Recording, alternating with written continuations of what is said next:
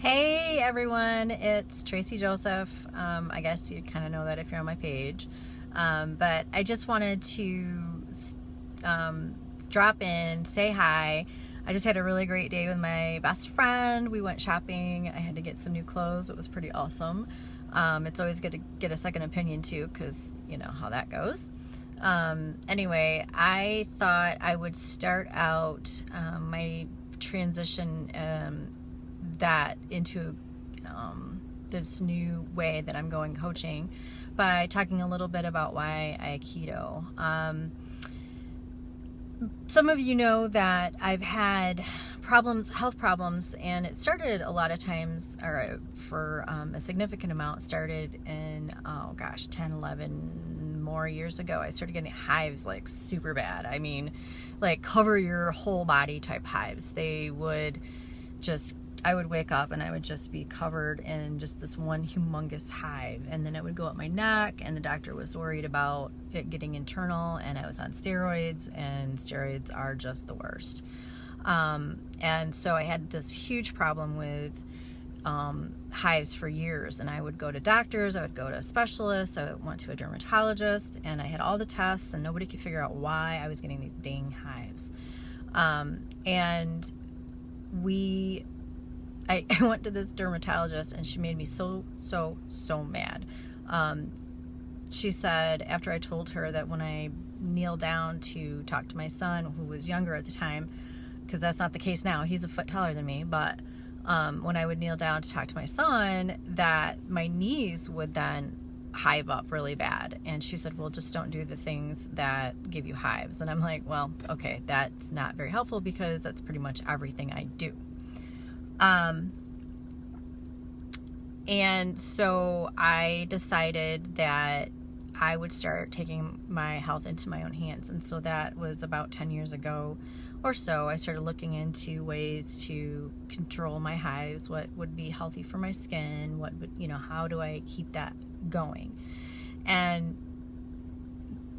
it's really funny, because that transitioned into my master's thesis, which was looking into how people are trying to go back to the land to eat better and more healthfully, and then also into my PhD dissertation, which is now looking at how antibiotics are in the livestock feed, and how that's affecting our health, especially in antibiotic resistance. And so all of this stuff has been happening in the last 10 years or so, and I've realized that not only is it the industrial food system, but the way we are taught to eat is very different from the way our bodies react to the foods that we have. A lot of processed foods, obviously, we know that's terrible for us. But anyway, so I did start, a few years ago, I started doing paleo, which was really, really cool, really fun.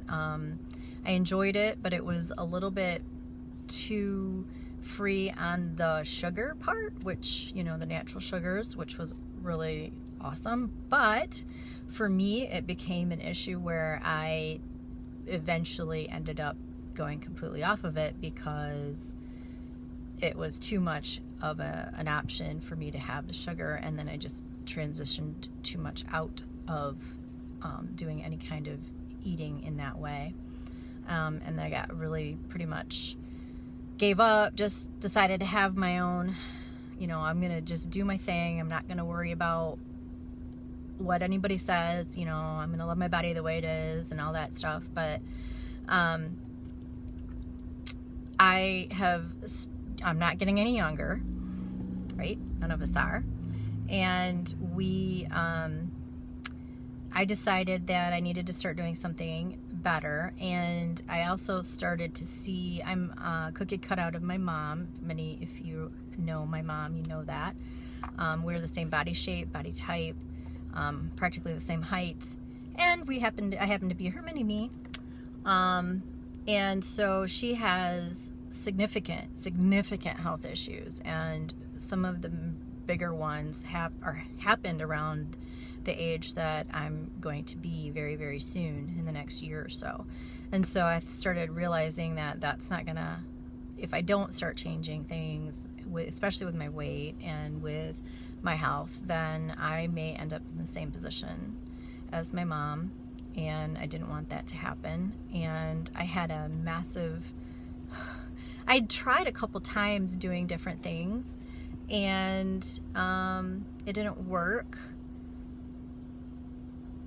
in the same way. Like I kind of sort of helped, and then I just would fall off. I'm the first person, totally the first person that would tell you I have zero willpower. I used to walk around the office and just say, I have zero willpower, period, end of story. And that's all I would say. That was my mantra, essentially. And chocolate and treats, every time they would be in front of me, I would just grab them and eat them, and I loved them. And I still do. I shouldn't pretend that I don't anymore, but even though I knew how bad they were, even though I knew how terrible they were for me, and how much of an addiction really that it was, I still would go and grab the treat, eat the treat, didn't matter. So finally, when I started looking into keto and how it helps to keep you from getting too hungry. It helps from the fat is really what helps keep you from getting hungry. You don't go around hangry like I used to all the time. There was a period of time that Aaron was afraid to even be in the house when I'd get home, because if he wasn't already cooking dinner, man, I was already upset and mad. Why isn't there food on the table? Because I was hungry, and I was like ridiculously out of control hungry. It was nuts. So I had heard about it. I knew about it. It was very similar to what had already done. It didn't include the sugars, and that really made a difference for me and kept me from getting moving away from the eating and the way of eating that we're doing. We have the ability to eat pretty much however much we want within the types of foods. We are low carb, so our carbs come from vegetables. They don't come from sugar or processed foods. And they come from like broccoli, cauliflower, mixed greens. So you're getting some good minerals and vitamins that way. We do have a moderate amount of protein, and then we have a higher good fat. And so sometimes it's not always a great fat, but usually it is. And it really makes a humongous difference. And I started doing intermittent fasting, but for now, just knowing that keto really made a difference, and it's taken our hunger levels down to a severely minimal, I shouldn't say severely minimal. It's minimal in the sense that it's way less than what we used to eat. We don't snack like we used to. My husband, who swore up and down he would never, ever, ever skip a meal because it would mess up his blood sugars, now is only eating one meal a day because he's just not that hungry until dinner time. And then we eat everything at dinner time, and we do very well. So anyway, that's kind of the background, the history, a little bit about what keto is, and I'm going to be talking more about that in the next few days and weeks coming up. There's all kinds of stuff kind of happen soon. I'm going to have a group set up, so watch out for that, where I'm going to really dig into some of these ideas and what it is about and what to do and how to handle the beginning stages, because there is a withdrawal period for sure. I mean, when you try to not eat sugar, it doesn't, your body's like really unhappy with you. But it doesn't take much, and you can get through it. It's pretty easy, pretty quick. And the results are freaking fantastic. I have lost almost 40 pounds, and my husband just informed me he's at 38. So hey, there you go. That's between the two of us, we were at almost 70 down, or over 70 down, almost 80 down actually. So yay.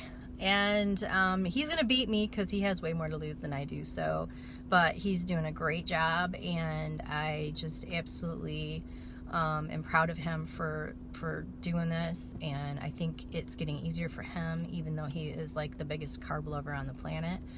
He can do it. If he can do it, anybody can. And I am the sweet tooth, so if I can do it, anybody can. So yeah, this is where I'm starting, and I hope that if you have any questions, just give me, shoot them at me. I'm happy to answer them. I do have science behind it. I do know the research. There is research behind all of this, and we'll talk about that another time too, but it does exist, and it is, I know that there's some things out, there's a lot of stuff out there that's misinformation, but there is great information, great resources, and I can certainly point you in the right direction if you have any questions. Okay, I'm going to hit the road, go back home, and I will talk to you later, guys. See ya. Bye.